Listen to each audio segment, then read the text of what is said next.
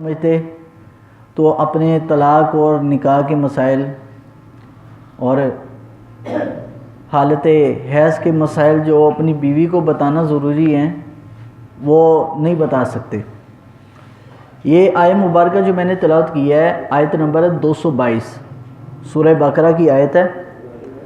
اللہ رب العالمین نے ارشاد فرمایا وَيَسْأَلُونَكَ عَنِ الْمَحِيضِ، اے حبیب صلی اللہ علیہ وسلم یہ آپ سے سوال کرتے ہیں حیض کے بارے میں۔ حیض کے بارے میں یہ کچھ مسئلے یاد رکھ لیجئے۔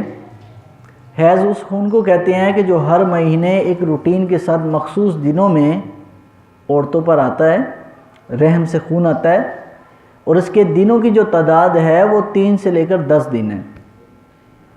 یعنی کسی عورت کے لیے 4 دن بھی ہیں، کوئی 5 دن بھی ہوگی، کوئی 6 دن بھی، 10 دن تک مقررہ دنوں میں ہر مہینے جو آتا ہے حیض مخصوص دنوں میں، اس کی زیادہ سے زیادہ تعداد 10 ہے اور کم از کم کتنی ہے؟ 3۔ اگر ان دنوں میں خون آیا عورت کو تو یہ ہوگا حیض کا خون۔ اس حالت میں عورت پر نماز معاف ہے اور روزے کی وہ قضا کرے گی۔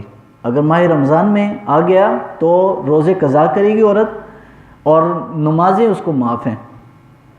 بس اس میں بھی بڑی ایک حکمت ہے، لیکن چونکہ ابھی موضوع بڑا یہ طویل ہے تو میں مختصر ہی نہیں آپ کو بتا رہا ہوں۔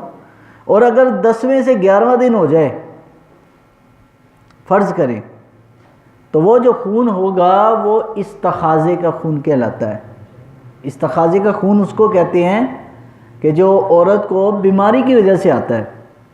یہ حیض کا خون اس میں تو نماز معاف ہے، لیکن 11واں دن ہو جائے تو 11ویں دن اگر خون جاری ہے تو عورت کے لیے لازم و ضروری ہے کہ وہ پاکیزگی حاصل کرے۔ یعنی اس کو جیسے آپ زخم کو صاف کر دیتے ہیں تو پٹی کر لیتے ہیں، اس کے بعد آپ نماز اپنی پڑھتے ہیں وضو کر کے، اسی طرح عورت جب 10 دن کے بعد اس نے نہا لیا، پاک ہو گئی، پھر بھی اگر خون آ گیا تو وہ استخاذے کا خون ہے، بیماری کا ہے، اس میں روزہ بھی عورت رکھے گی اور نماز بھی پڑھے گی۔ اور ایک ہوتا ہے نفاس۔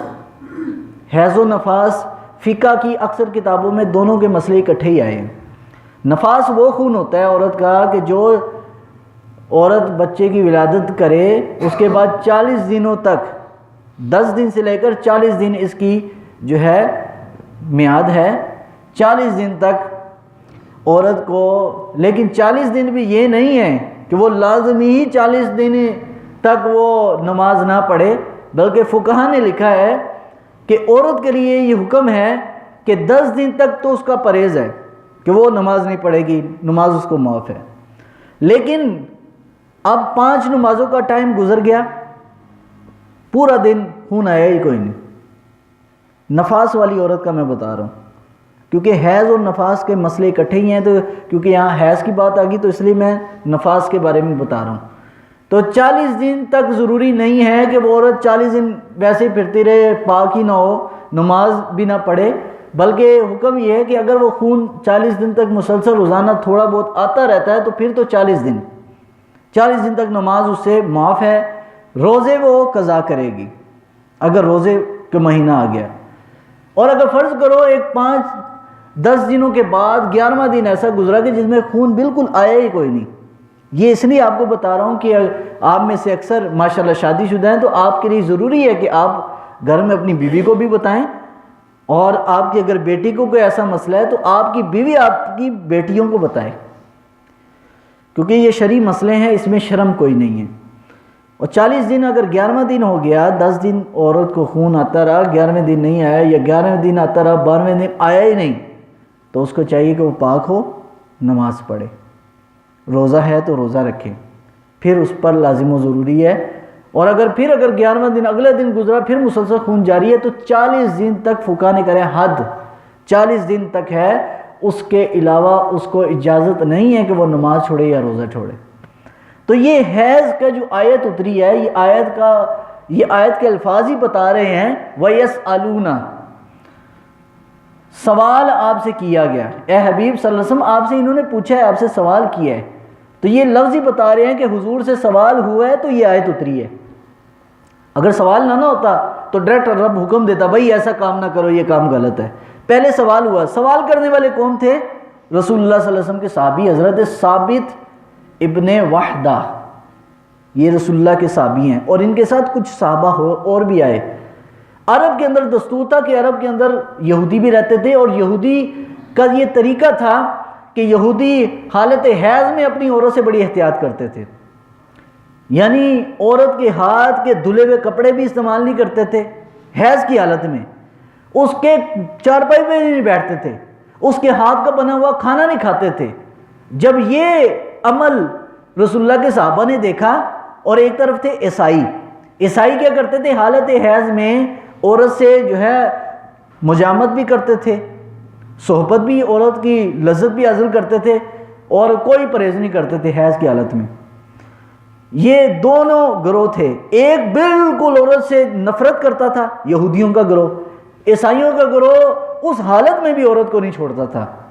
تو حضور کی بارگاہ میں آئے، یا رسول اللہ صلی اللہ علیہ وسلم یہودی تو یہ کرتے ہیں، عیسائی یہ کرتے ہیں، ہم کیا کریں؟ جب یہ سوال کیا گیا تو رب العالمین نے یہ آیت کریمہ اتار دی، اے حبیب صلی اللہ علیہ وسلم قل ہوا اذن فاعتزلوا النساء فی المحیض، اے حبیب یہ آپ سے پوچھتے ہیں کہ حیض کے بارے میں کیا حکم ہے، آپ فرما دیجئے، قل آپ فرما دیجئے ہوا اذن یہ ناپاکی ہے، فاعتزلوا النساء فی المحیض تم ایسی حالت میں عورتوں سے صحبت کرنے سے بچو۔ یہ نہیں فرمایا کہ اس سے نفرت کرو، ناپاکی کہا گیا، لیکن یہ نہیں کہا کہ عورت سے بالکل دور کر رہو جیسے یہودی رہتے ہیں، اور یہ بھی نہیں کہا کہ عورت کے اتنے قریب ہو جاؤ جیسے عیسائی ہوتے ہیں، بلکہ اسلام نے افراط و تفرید کے درمیان کا رستے کا حکم دیا کہ جب عیسائی جو ہے اس میں تفرید کرتے ہیں اور یہودی جو ہے افراد کر جاتے ہیں، تو تم نے درمیان کا رستہ اختیار کرنا ہے، یعنی عورت کے ہاتھ کا بنا ہوا کھانا بھی کھا سکتے ہو، اجازت ہے، اس کے ہاتھ کے دھلے کپڑے بھی پہن سکتے ہو، اس کی چارپائی پہ اس کے ساتھ بھی لیٹ سکتے ہو، یہاں تک کہ اجازت ہے کہ بوس و کنار بھی کر سکتے، لیکن اس کے ناف کا اور گھٹنے تک کے حصے سے اس سے تم لذت حاصل نہیں کر سکتے، بس بغیر اجازت ہے۔ کیونکہ یہودیوں کا یہ طریقہ تھا، عیسائیوں کا میں نے آپ کو بتا دیا۔ تو آگے اللہ رب العالمین نے فرمایا وَلَا تَقْرَبُوهُنَّ حَتَّى يَطْهُرْنَ، ان سے قربت اختیار نہیں کرنی جو میں نے آپ کو بتا دیا۔ فَإِذَا تَطَهَّرْنَ فَأْتُوهُنَّ مِنْ حَيْثُ أَمَرَكُمُ اللَّهُ، اور جب وہ پاک ہو جائیں تو پھر اللہ تعالیٰ نے تمہیں حکم دیا ہے، اجازت دیا ہے کہ تم اس کو جیسے چاہو اپنی مطلب کے لیے استعمال کرو۔ ان اللہ یحب التوابین، اللہ تعالیٰ توبہ کرنے والے کو پسند کرتا ہے، وَيُحِبُّ الْمُتَطَہِّرِينَ، اور طہارت کرنے والوں کو بھی رب العالمین پسند کرتا ہے۔ آخر میں دو لفظ استعمال ہوئے، ایک توبہ، دوسرا طہارت، یعنی طہارت تب ہی قابل قبول ہے کہ جب تم پہلے توبہ کرو گے، یعنی باطنی گناہوں سے جب تم پاک ہو جاؤ گے تو ظاہری طہارت بھی رب کو قبول ہے۔ اندر والی طہارت کون سی ہے، ناپاکی کون سی ہے، گناہ ہے، جس سے انسان بچے گا تو ظاہری طہارت بھی رب کو پسند ہے۔ ان اللہ یحب التوابین ویحب المتطہرین، اللہ توبہ کرنے والوں کو اور طہارت پاک رہنے والوں کو پسند فرماتا ہے۔ تو یہ دو باتیں ہیں کہ اس حالت میں عورت کے قریب مولا علی رضی اللہ تعالیٰ عنہ کی بارگاہ میں ایک شخص آیا اور آپ نے کوفہ کے اندر اس کے چہرے پر کھینچ کے وہ تھپڑ مارا۔ مولا علی کے ہاتھ کا تھپڑ لگا ہو تو کیا حالت ہوگی؟ اس نے کہا حضور میرا قصور کیا ہے، کیا غلطی میں نے کی آپ نے چہرے پر؟ فرمایا کہ مجھے تجھ سے جو ہے تیرے حالت حیض میں تو عورت کے قریب جاتا ہے، مجھے تجھ سے جو ہے نا اس کے اثرات نظر آ رہے ہیں،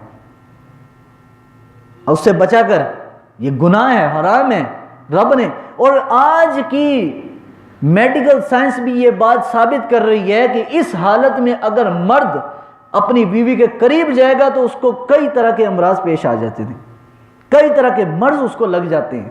اور اسلام دین فطرت ہے، اسلام نے ایک ایسے انسان کو ایسی فطرتاً عمل سے بچا دیا کہ تاکہ آئندہ آنے والے وقت میں وہ بڑی بڑی بیماریوں سے بچ جائے۔ یہ ہمارا دین اتنا پیارا دین ہے کہ جو طہارت کو بھی پسند کرتا ہے، اور اگر تم ایسی حالت میں بیوی کے قریب جاتے ہو تو رب العالمین نے تمہارے لیے ایک صدقے کا ثواب بھی رکھا ہے، پاک جب ہو جائے اس حالت میں اگر تم جاؤ گے تو اللہ تعالیٰ نے تمہارے لیے ایک صدقے کا ثواب رکھے۔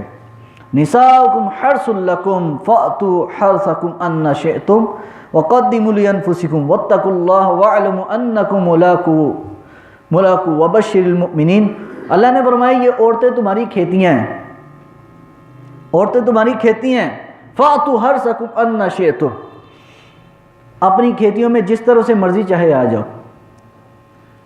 جس مرضی رستے سے آ جاؤ، وقدموا لانفسکم، اور جس طرح چاہو اپنے بھلے کا کام ان سے لو، واتقوا اللہ، اللہ سے ڈرو، واعلموا انکم ملاقوہ، یاد رکھو کہ بے شک تمہیں رب سے ملنا ہے، رب سے ملاقات ہونی ہے، وبشر المؤمنین، اور خوشخبری ان مومنوں کے لیے ہے کہ جو ایمان والے ہیں، رسول اللہ پر صحیح ایمان رکھنے والے، ان کے لیے اللہ نے خوشخبری سنائی۔ اب اس آیت کا شان نزول دیکھیے۔ حضرت عمر رضی اللہ تعالیٰ عنہ حضور کی بارگاہ میں آئے، عرض کیا یا رسول اللہ صلی اللہ علیہ وسلم میں ہلاک ہو گیا۔ حضور نے فرمایا عمر کیا ہوگا؟ عرض کیا حضور میں نے سنا ہے کہ یہودی کہتے ہیں ان کے دین میں یہ ہے کہ جو شخص اپنی بیوی کے ساتھ صحبت اس طریقے سے کرے، جو حصے کی اللہ نے اجازت دی ہے استعمال وہی کرے لیکن پچھلی طرف سے آئے، تو اگر ایسا ہو تو اس بندے کا وہ جو اولاد ہے وہ بہنگی پیدا ہوتی ہے۔ تو جب یہ بات کہی، اللہ تعالیٰ نے ایک ہی رستے کی اجازت دی ہے عورت کی، استعمال وہی کرے، لیکن فرمایا میں پچھلے طرف سے آیا، کیونکہ قرآن نے حکم دیا ہے کہ عورت تمہاری کھیتیاں ہیں، اس میں سے جس مرضی طرف سے آؤ۔ طرف کا کہا گیا ہے، جو چیز استعمال کرنے کی ہے وہ ایک ہی ہے، اگر تم اس کے علاوہ دوسری طرف جاتے ہو تو وہ لوطی عمل ہے، لوط علیہ السلام کی قوم کا عمل تھا، وہ اس کی اجازت نہیں ہے۔ لیکن فرمایا میں پیچھے، جب یہ بات حضور کی صحابہ ہر بات حضور کے سامنے کھول کے بیان کرتے تھے، شریعت میں کوئی شرم نہیں ہے، اور یہ آج یہی تو بات ہے کہ ہم لوگ ان باتوں میں شرم کرتے ہیں، اور بہت سے لوگ جو ہے نا غلطی پر جو ہے نا وہ اپنی زندگی گزار رہے ہیں۔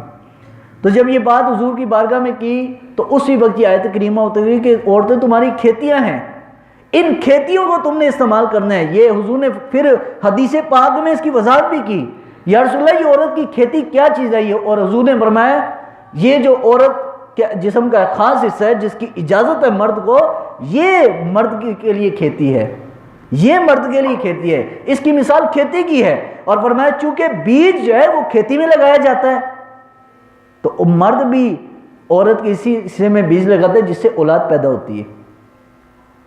تو دیکھو قرآن نے اس کو کھیتی کہا، یہ بڑا فصیح و بلیغ عربی کا لفظ ہے کہ اللہ تعالیٰ نے کھیتی کا لفظ کیوں استعمال کیا۔ اللہ یہ بھی فرما سکتے تھے عورتیں تمہاری ملکیت ہیں، ان میں سے چاہو تو تم لذت حاصل کرو، لیکن رب نے کھیتی کا لفظ فرمایا۔ کھیتی اس لیے جس بندے کا کھیت ہو نا، وہاں سے جو چیز بھی اگے وہ اسی کے نام کی ہوتی ہے، کیونکہ کھیت کا مالک ہی وہ ہے۔ رب نے بھی یہ فرما کر کہ عورتیں تمہاری کھیتیاں ہیں، تمہاری بیویاں تمہاری کھیتیاں ہیں، یہ فرما کر یہ بتا دیا کہ اس میں سے تم جو بیجو گے وہ تمہارے نام پر ہی ہوگا، اور تم اگر کسی اور کی کھیتی پر کوئی چیز لگاؤ گے اور بعد میں یہ دعویٰ کرو کہ جناب میں نے اس کو گایا، وہ کہے گا وہ گایا نہیں ہے، یہ کھیتی میری ہے، لہٰذا اس کا جو پھل ہے وہ بھی میرے نام پر ہوگا۔ تو قرآن نے اس لیے عورتوں کو کھیتی کہا تاکہ تم جو اس میں بیج لگاؤ وہ تمہارے نام پر ہی ہونا ہے۔ تم اگر کسی اور کی کھیتی میں بیج لگا دو، وہاں جو پھل پیدا ہوگا وہ مالک اسی کا وہی ہوگا جس کی وہ کھیتی ہے، اس کا کوئی اور نہیں بن سکتا مالک۔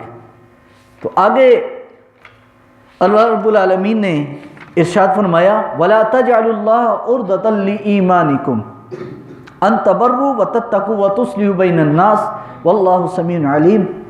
اللہ نے فرمایا تم رب کی قسمیں کھا کر اس کو نشانہ نہ بنا لیا کرو، احسان اور پرہیزگاری اور لوگوں میں صلح کرانے کی قسم جب تم کھا لیتے ہو ایسا نہ کیا کرو، واللہ سمیع علیم، اللہ تعالیٰ سنتا بھی ہے اور اللہ علم بھی رکھنے والا ہے۔ اس آیت کا شان نزول کی یعنی ناجائز کاموں کے لیے قسمیں نہ کھایا کرو، ناجائز کاموں کے لیے قسم تو کھانی نہیں چاہیے، جائز کام کے لیے بھی ایک حد تک اجازت ہے لیکن بات بات پر قسم بھی نہیں۔ تو عبداللہ بن رواحہ رضی اللہ تعالیٰ عنہ بڑے مجاہد صحابی، بہت بڑے صحابہ میں ان کا نام ہے۔ عبداللہ بن رواحہ کی بہن تھی وہ ان کا نکاح تھا حضرت بشیر بن نعمان، یہ بھی صحابی رسول تھے. ان کے نکاح میں تھی شوہر اور بیوی کے درمیان لڑائی ہو گئی. تو بہن جو ہے، ظاہری بات ہے جب بہن کے گھر میں کوئی لڑائی جھگڑا ہو اور بہنوئی تمہاری بہن کو مارے تو تمہیں تو بھی اچھا نہیں لگے گا. عبداللہ بن رواحہ کو شکایت ملی اور ان کے گھر میں آ کے ان کی بہن بیٹھ گئی کہ میرا شوہر کے ساتھ میرا جھگڑا ہوا ہے، مارتا پیٹتا بھی ہے، لہٰذا میں ان کے ساتھ نہیں رہوں گی. تو آپ نے قسم کھا لی کہ خدا کی قسم میں نہ کبھی بشیر بن نعمان کے گھر جاؤں گا، نہ ہی اپنی بہن کی صلح اس کے ساتھ کراؤں گا. حالانکہ قرآن نے کہا ہے کہ لوگوں کے درمیان صلح کرواؤ، لیکن انہوں نے یہ قسم کھا لی کہ میں صلح بھی نہیں کرواؤں گا، نہ اپنے بہنوئی کے گھر جاؤں گا کبھی بھی. جب یہ بات انہوں نے کہی، اللہ نے قرآن میں حکم نازل فرما دیا کہ ناجائز کاموں کی قسم نہ کھاؤ. قسم کھانی بھی ہے تو کسی جائز کام کے لیے کھاؤ.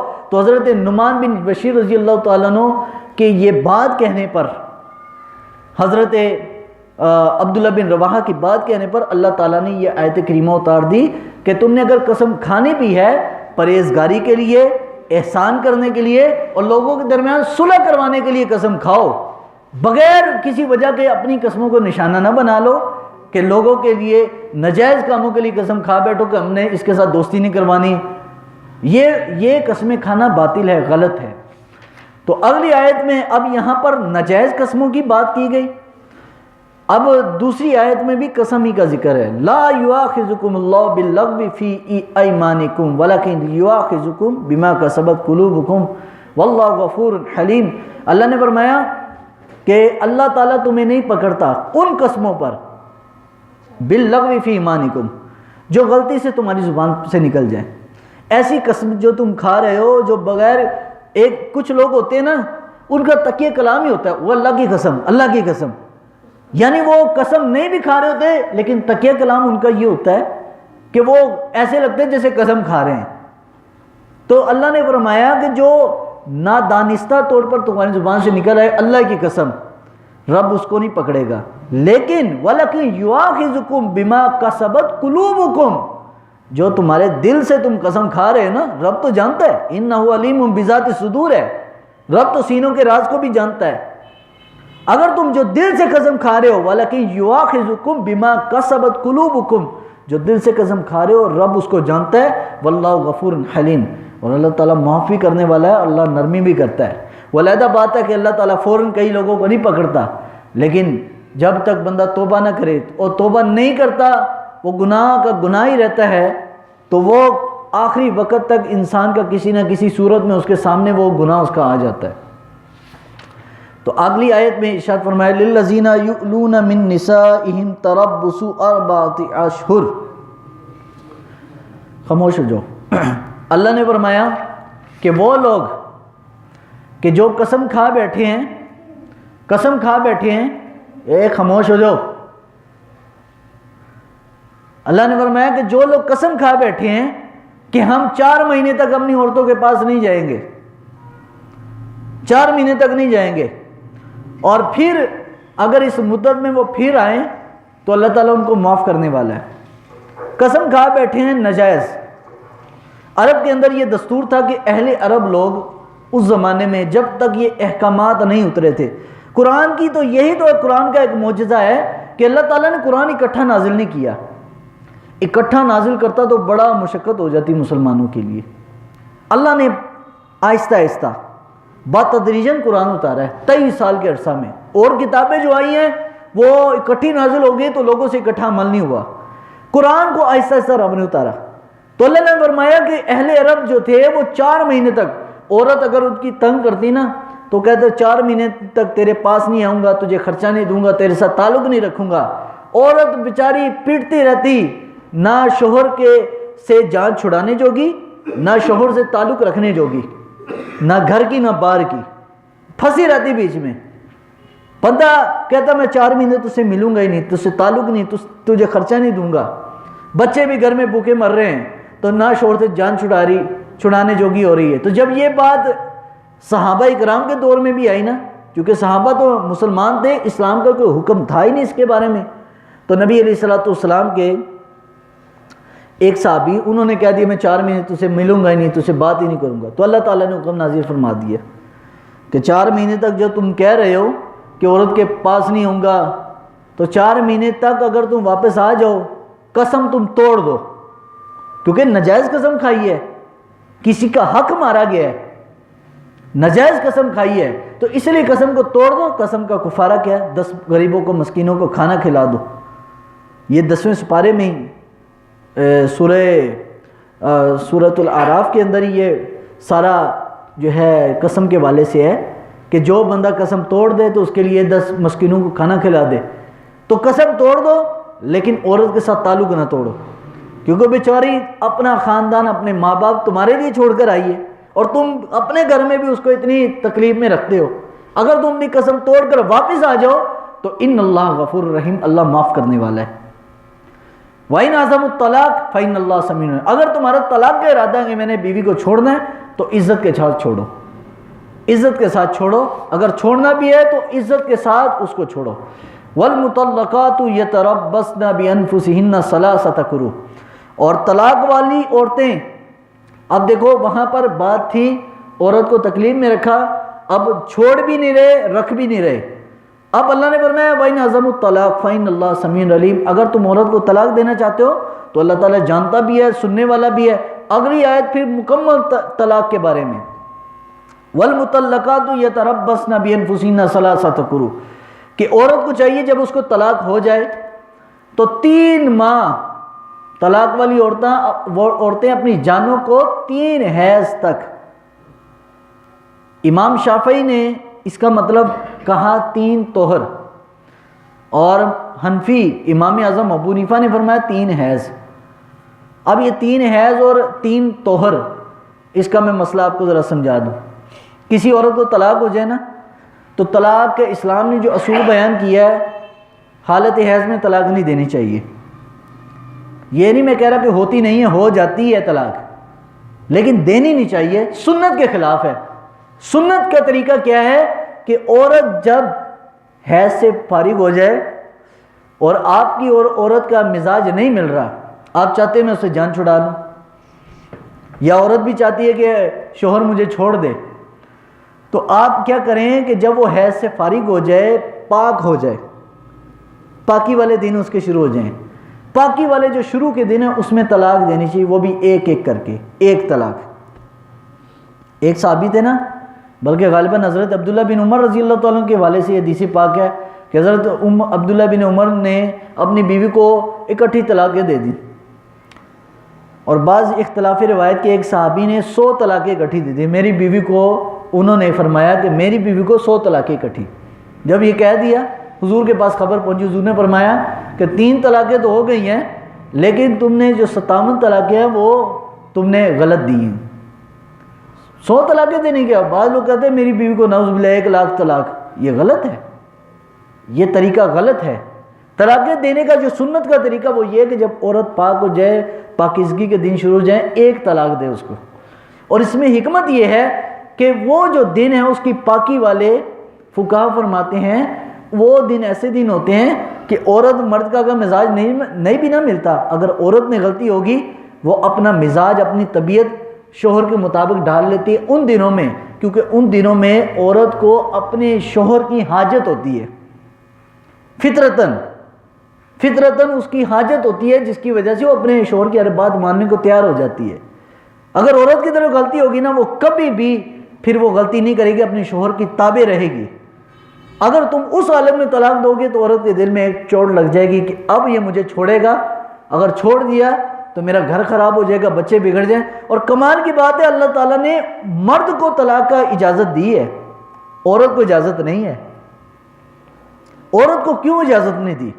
یہ بھی سوال، یہ پچھلے دنوں 8 مارچ کو یہ جو مال روڈ پہ نکلا ہے عورتوں کا، خواتین کا جلوس کہ میرا جسم اور میری مرضی کے جو نعرے لگانے والی عورتیں، وہ یہی کہتی تھی نا کہ عورت کو بھی حق دیا جائے اس کی آزادی کا، طلاق کا۔ عورت کو رب نے کیوں حق نہیں دیا؟ محدثین فرماتے ہیں اس لیے حق نہیں دیا کہ عورت عقلاً اور فطرتاً کمزور ہے، وہ اپنے فیصلے میں جلد باز ہے۔ اگر عورت کو رب العالمین طلاق کی اجازت دے دیتا کہ مرد کو وہ دے دے جان چھڑا لے، تو عورت تو آئے روز طلاقیں ہوتی، عورت تو اپنا گھر بسا ہی نہ سکتی.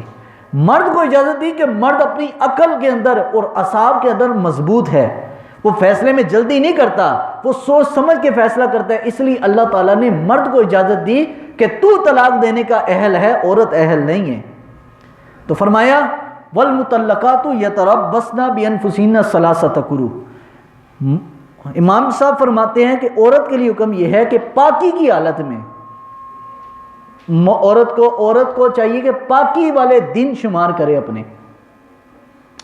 شافعی اور امام صاحب ابو حنیفہ فرماتے ہیں کہ عورت کو چاہیے کہ اپنے حیض والے دن شمار کرے، 3 حیض تک اپنے آپ کو طلاق ہونے کے بعد روکے رکھے. تو طلاق کا طریقہ بھی یہ ہے کہ حیض سے فارغ ہو تو پاکی کی حالت میں ایک طلاق دے. اس کا فائدہ یہ ہوگا کہ عورت پاکیزگی کا دن گزارے گی، حیض ایک آئے گا تو 1 مہینہ، اور پھر پاکیزگی آئے گی، پھر دوسرا حیض آیا، پھر اس کو چاہیے کہ مرد کو اگر طلاق دینی ہے تو پھر دے پاکی کی حالت میں. پھر جب تیسرا حیض گزرے اس کے بعد پاکی کے دن آئیں تو پاکی کے دن میں اس کو تیسری طلاق دے. امام اعظم ابو حنیفہ رحمۃ اللہ علیہ، امام شافعی کا یہ اختلاف ہے اس بات میں، کیونکہ قروء کا جو لفظ ہے، لفظ قروء جو قرآن میں ہے والمطلقات یتربصن بانفسہن ثلاثۃ قروء، کہ عورت کو چاہیے طلاق کے بعد اپنے آپ کو 3 حیضوں تک روکے رکھے. قروء کا لفظ 2 معنی پر ہے عربی کے اندر. قروء حیض کو بھی کہتے ہیں اور قروء طہر یعنی حیض کے بعد کے جو دن ہیں پاکیزگی والے، ان دنوں کو بھی قروء کہا جاتا ہے.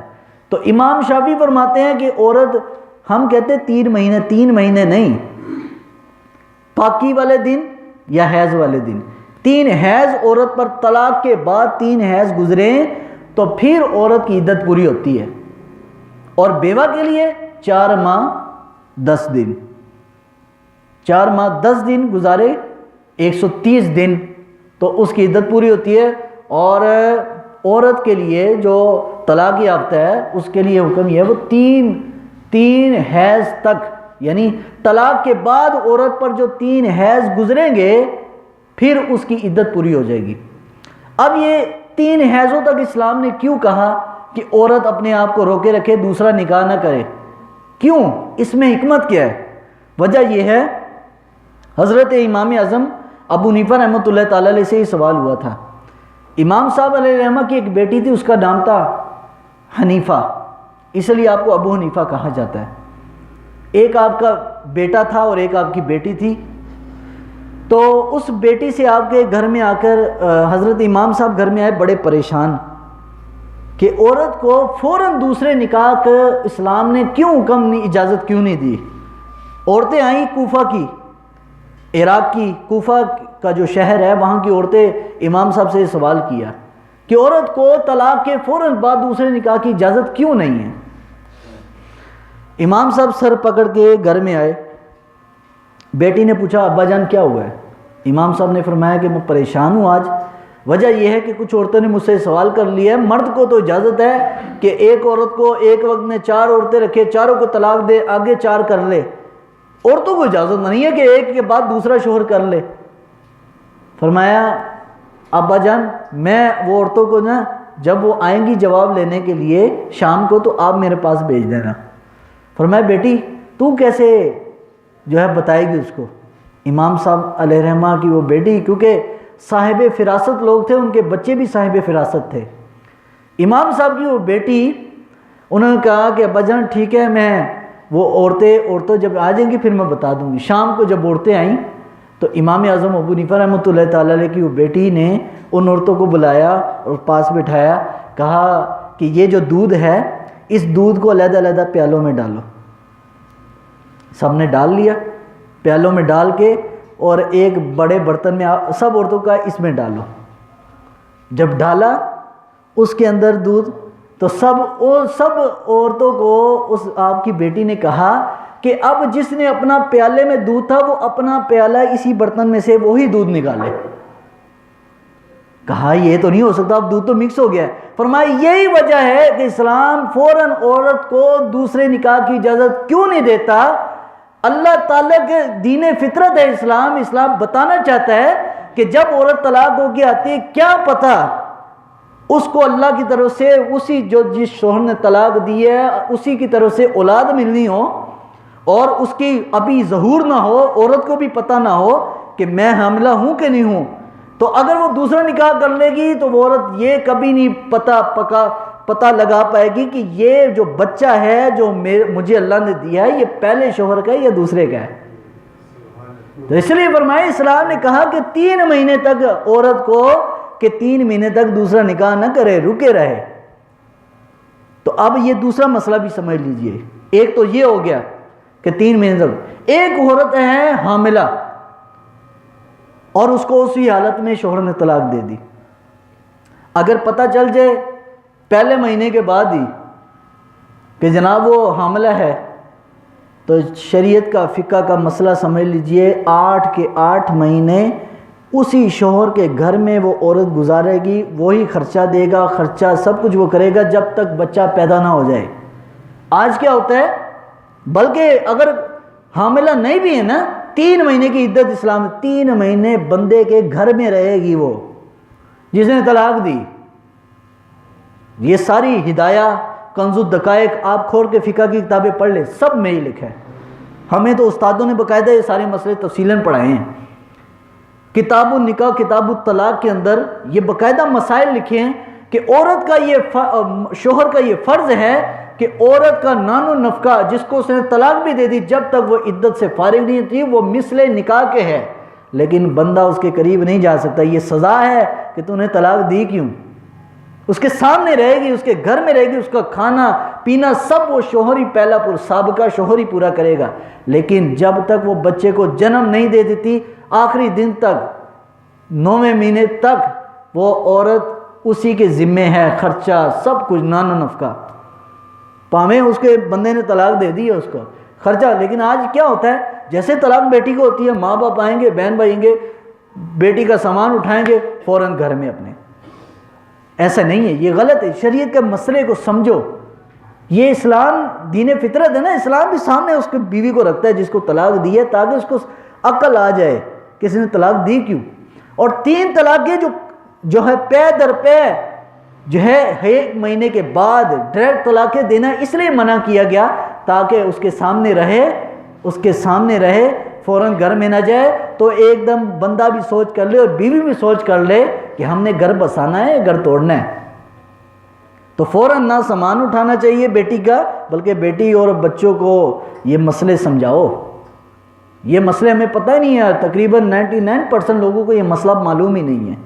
ہم نے بھی جب تک نہیں نہ پڑھا تھا ہم بھی یہ سمجھتے طلاق ہو جائے تو فوراً بس جدائی کرنی چاہیے، نہ، طلاق ہو جائے بندے کے سامنے رکھو، بھائی یہ شریعت کا مسئلہ ہے کہ تمہارے ذمے ہے یہ ہو جب تک یہ اس کی عدت پوری نہیں ہو، اور عدت اگر آج بندے نے طلاق دی ہے اس نے کل بیٹا کو